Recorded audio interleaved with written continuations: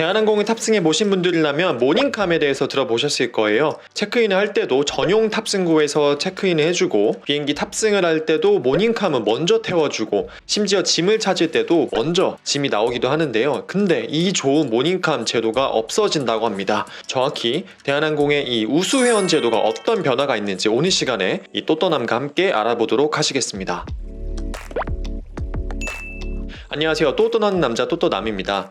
지난 시간에 스카이패스 제도 변경에 대해서 말씀을 드렸습니다. 마일리지 적립이 어떻게 되고 마일리지 사용이 어떻게 변경이 되는지에 대해서 상세하게 말씀을 드렸었는데요. 사실 그때 이 우수회원 제도에 대해서도 변경이 있었습니다. 하지만 이 마일리지 적립과 사용에 대해 말씀을 드리다 보니 너무 영상이 길어지는 감이 없지 않아 있어서 우수회원 제도는 오늘 시간에 따로 떼서 말씀을 드리려고 합니다. 본격적으로 우수회원 제도의 변경 내용을 말씀드리기에 앞서서 지난 시간에 말씀드리지 못했던 스카이패스 제도 변경에 대해서 몇 가지 더 말씀을 드릴게요. 일단 첫 번째로 말씀을 드려야 되는 건 대한항공의 세계 일주 항공권 제도가 폐지가 될 예정입니다. 세계 일주를 꿈꾸면서 대한항공 마일리지 모으셨던 분들 같은 경우는 반드시 이 세계 일주 항공권을 2021년 3월 31일까지는 발권을 꼭 하셨으면 좋겠고요. 추가로 말씀드릴 거는 대한항공이 운영하던 노선 중에서 일부 노선은 직항 노선이 아닌 경우가 있었어요. 대표적인 노선이 몰디브 노선 같은 경우는 인천에서 스리랑카의 수도인 콜롬보를 경유해서 몰디브까지 가는 그런 항공편이었는데, 이전 같은 경우는 몰디브 자체가 서남아시아에 해당이 되었기 때문에 마일리지 공제할 때 비즈니스석 기준 45,000 마일리지가 공제가 되었었는데요. 이제는 구간별로 이걸 차감하기 때문에 인천에서 스리랑카의 콜롬보까지 마일리지 공제하고, 또 추가로 스리랑카의 콜롬보에서 몰디브의 말레까지 마일리지 추가 공제를 해야 됩니다. 그렇기 때문에 앞으로는 몰디브 가시려면 75,000 마일리지가 편도 비즈니스석 기준 필요하다는 사실 알고 계셔야 되고요. 지난번에 말씀드리지 못한 이 스카이패스 변경된 내용 관련해서 두 가지 먼저 말씀을 드렸고요. 이제 본격적으로 대한항공의 우수회원 제도 변경 내용에 대해서 말씀을 드리겠습니다. 우수회원 제도 중에서 가장 익숙한 단어가 바로 모닝캄일 텐데요. 기존의 대한항공은 모닝캄, 그리고 모닝캄 프리미엄, 밀리언 마일러 요 세 가지 단계의 멤버십 제도, 우수회원 제도를 운영해 왔었습니다. 이 원래 세 가지로 구분이 되던 우수회원 제도가 앞으로는 총 4가지로 구분이 될 예정입니다. 그리고 그 각각의 우수회원에 맞는 혜택도 조금씩 변경이 된 게 있어요. 사실 마일리지 적립이나 마일리지 사용과 관련해서는 제가 단언컨대 혜택은 축소가 됐다라고 말씀을 드릴 수가 있는데요. 이 우수회원 제도 관련해서는 사실 모닝캄 같은 경우는 다소 약간 애매한 부분이 없지 않아 있습니다. 그렇기 때문에 기존에 모닝캄이셨거나 모닝캄을 꿈꾸셨던 분들 같은 경우는 오늘 영상을 특별히 집중해서 봐주시면 좋을 것 같습니다. 대한항공의 기존 기준에 따라서 모닝캄이 되기 위해서는 총 3가지 기준이 있었어요. 이 3가지 중에서 한 가지만 달성을 하시면 모닝캄이 되실 수가 있었습니다. 그리고 모닝캄이 되면 이 모닝캄 자격은 2년 동안 유지가 됐고요.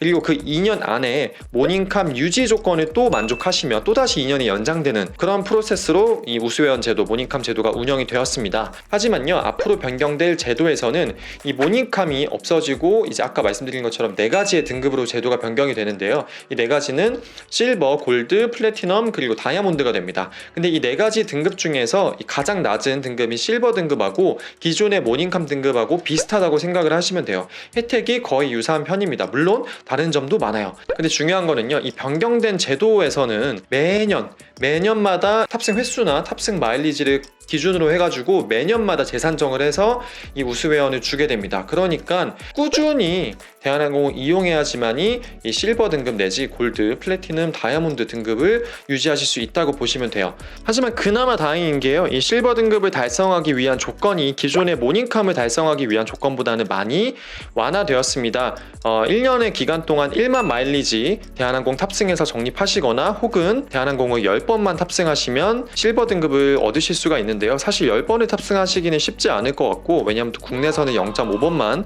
카운트가 되기 때문에 쉽지 않을 것 같고, 1만 마일리지 같은 경우는 미주나 유럽을 마일리지가 100% 적립이 되는 티켓으로 그냥 이코노미 타고 갔다 오셔도 적립할 수 있는 정도의 양이기 때문에 사실상 이 실버 등급을 얻는 것 자체는 예전에 모닝캄을 달성하는 것보다 훨씬 낮아졌다고 볼 수가 있습니다. 단 그만큼 혜택의 변화도 있는데요. 예전에 예전에 모닝캄 같은 경우는 2년 동안 총 4번의 프레스티지 라운지, 비즈니스 라운지를 이용할 수 있었다면은 실버 등급 같은 경우는 1년에 딱 한 번의 라운지만 이용하실 수가 있고요. 위탁 수화물 추가 같은 경우에도 예전에는 제가 모닝캄 등급이라고 해도 만약에 비즈니스석이나 1등석을 탑승하게 되면은 32kg까지 무료 수화물을 위탁해서 보낼 수가 있었는데, 근데 이번 변경된 제도에서는 내가 탑승하는 좌석의 등급과 관계없이 모두 다 일괄적으로 23kg의 무료 수화물 한 개만 더 추가할 수가 있습니다. 단 이 수화물과 관련해서 장점은요, 예전에는 미주 노선의 경우에는 이코노미 탑승을 하시면 모닝캄 회원이어도 무료 수화물을 추가할 수가 없었는데요, 이 변경된 실버 등급의 무료 위탁 수화물 관련해서는 그런 단서 조항이 없어졌습니다.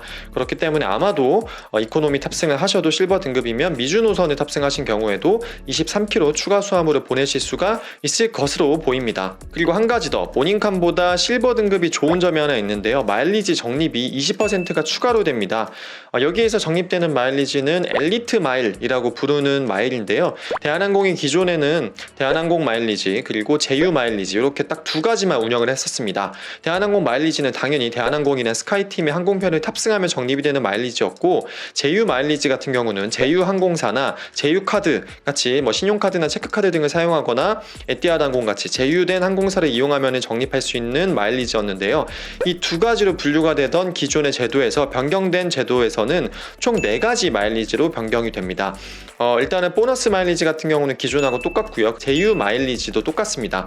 반면에 신설된 2가지 마일리지의 종류가 자격 마일리지가 있고 엘리트 마일리지가 있는데요, 이 자격 마일리지 같은 경우는 이 우수회원의 등급을 산정하는 데에만 이용되는 마일리지입니다. 그러니까 내가 만약에 이코노미석을 미주 노선을 100% 적립이 되는 항공편에 탑승했다고 하면 나의 보너스 마일리지도 1만 마일리지가 적립이 되지만 동시에 자격 마일리지도 1만 마일리지가 적립이 된다고 보시면 됩니다. 근데 이 자격 마일리지 같은 경우는 자격을 선정하는 데만 사용이 되고 1년마다 리셋이 돼요. 아까도 말씀드렸다시피 매년 1월 1일부터 12월 31일까지 대한항공을 이용한 내역을 보고서 우수회원을 정하기 때문에 이 자격 마일리지 같은 경우는 1년마다 다시 리셋이 돼서 0부터 다시 시작이 된다고 보시면 됩니다. 이 외에 추가로 하나 더 추가된 마일리지가 엘리트 마일리지인데요, 이 엘리트 마일리지 같은 경우는 보너스 마일리지하고 동일하다고 생각을 하시면 됩니다. 제가 마일리지 가지고 항공권을 발권할 때 쓸 수 있는 그냥 마일리지라고 생각을 하시면 되는데, 이 엘리트 마일 같은 경우에는 우수 회원의 등급에 맞게끔 20%에서 80% 더 적립이 되는 기준의 그런 개념의 마일리지라고 생각을 하시면 됩니다. 근데 이 모닝캄 회원 같은 경우에는 20%의 엘리트 마일리지가 추가 적립이 되기 때문에 남들보다 내가 모닝캄이면은 똑같은 티켓으로 똑같은 지역을 항공편에 탑승해서 가도 20% 마일리지가 추가로 적립이 된다라고 생각을 하시면 될 것 같습니다. 제 생각에는 기존의 모닝캄을 가졌던 분들 같은 경우는 예선 조건이 훨씬 더 유리하고 유지하는데도 크게 무리가 없을 것으로 보이는데요, 반면에 이제 모닝캄을 한번 진입을 하는데 조금 시간이 걸린다는 단점이 있었는데, 이번 실버 등급 같은 경우에는 진입 자체는 굉장히 낮아졌죠. 진입의 장벽이 낮아졌지만 매년마다 미주나 유럽을 대한항공을 타고 마일리지 100% 적립이 되는 이코노미 티켓으로 한 번씩은 갔다 와야지만이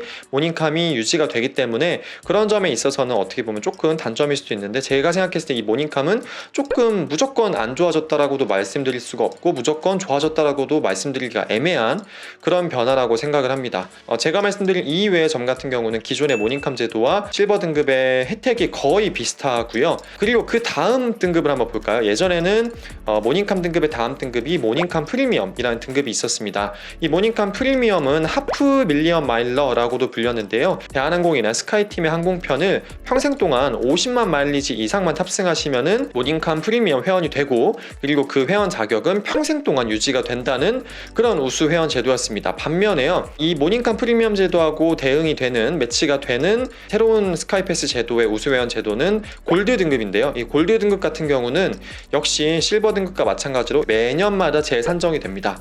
그러니까 기존 제도 같은 경우에는 50만 마일, 물론 이거 달성하기가 쉽지가 않죠. 하지만 이 50만 마일만 달성을 하면은 평생 동안 내가 모닝캄 프리미엄 혜택을 누리면서 대한항공을 이용할 수 있었지만, 앞으로는 아무리 내가 올 한 해 동안 20만 마일, 30만 마일, 50만 마일 아무리 많이 항공편을 이용했어도 내년 한 해 동안 대한항공을 이용하지 않으면 또 내후년에 나의 우수회원 제도가 어떻게 될지 알 수가 없는 그런 점에 있어서 골드 회원 같은 경우는 조금 안 좋은 단점이 있을 수가 있겠습니다. 이 골드 회원을 달성하기 위해서는요, 1년의 기간 동안 4만 마일리지 대한항공을 4만 마일리지 탑승하시거나 혹은 40회 탑승을 하셔야 됩니다. 4만 마일리지면은 미주나 유럽을 한 3번 정도 왕복하시고 동남아 정도 한번 가시면 적립을 할 수 있는 정도의 마일리지인데요. 사실상 뭐 출장이 잦으시거나 여행을 정말 자주 다니시는 분이 아니라면은 4만 마일리지는 1년에 제 생각에는 조금 채우기가 쉽지 않을 것 같아요. 그만큼 골드웨어는 어느 정도 진입 장벽이 확 올라갔다고 보시면 될 것 같습니다. 이 골드웨어 같은 경우는 40%의 엘리트 마일리지가 추가로 적립이 됩니다. 즉 남들보다 40% 내가 더 마일리지 적립을 받을 수 있다라고 생각을 하시면 될 것 같고요. 골드 등급의 무료 추가 수화물 같은 경우는 이코노미일 경우에 23kg 하나, 프레스티지나 1등석의 경우에는 32kg의 무료 수화물을 하나 더 추가해서 가져가실 수가 있고, 이 외의 제도는 기존의 모닝칸 프리미엄과 거의 다 흡사하다고 보시면 될 것 같습니다. 가장 큰 차이점은 제가 앞서 말씀드렸다시피 평생 인정을 해주느냐 아니면 1년마다 재산정을 하느냐, 그게 가장 큰 차이점이라고 보시면 될 것 같아요.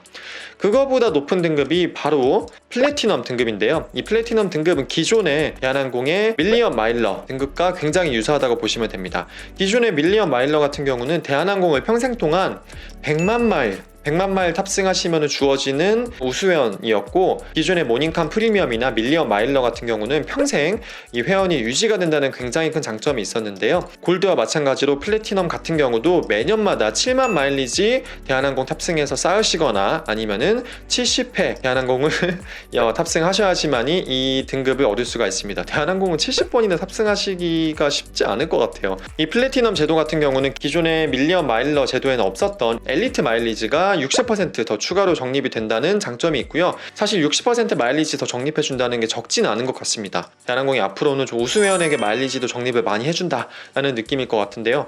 이 외의 제도는 거의 다 일치하고요. 그리고 또 하나 생긴 게요.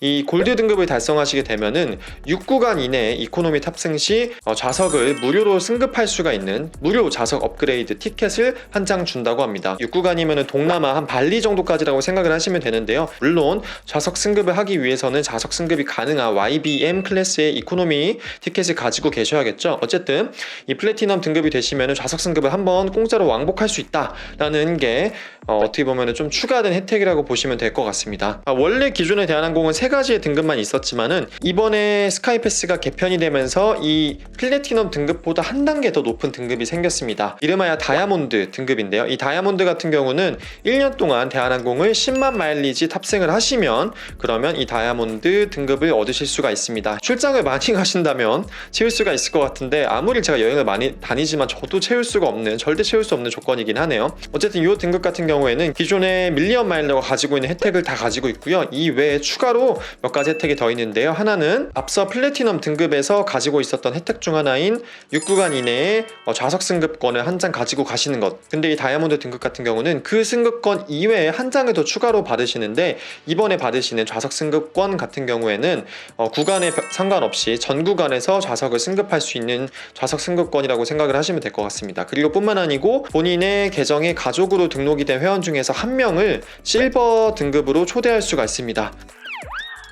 지금까지 기존의 3개 등급으로 운영이 되다가 앞으로 4개 등급으로 운영이 될 대한항공의 변경된 스카이패스 우수회원 제도에 대해서 말씀을 드렸는데요. 이 변경된 제도 같은 경우는 2022년 2월 1일부터 적용이 된다고 합니다. 그러니까 기존의 모닝칸 프리미엄 또는 밀리언 마일러 회원이셨던 분들은 2021년 1월 31일까지는 혜택이 똑같이 유지가 되고요. 2022년 2월 1일부터는 이 변경되는 제도에 의해서 적용이 될 예정입니다. 근데 그렇게 운영하면 당연히 기존의 평생 회원 등급을 받으셨던 밀리언 마일러나 모닝칸 프리미엄 회원 같은 분들 경우는 좀 억울할 수가 있겠죠. 그렇기 때문에 기존의 모닝칸 프리미엄 회원 같은 경우는 평생 골드 회원 등급을 준다고 합니다. 그리고 기존의 밀리언 마일러셨던 분들은 평생 플래티넘 등급을 부여한다고 합니다. 단 이때 부여는 하지만은 아까 제가 말씀드렸던 좌석 승급권이 있었잖아요. 이 좌석 승급권은 예전의 등급에서 평생 회원을 받으신 분들한테는 제공이 되지 않는다고 해요.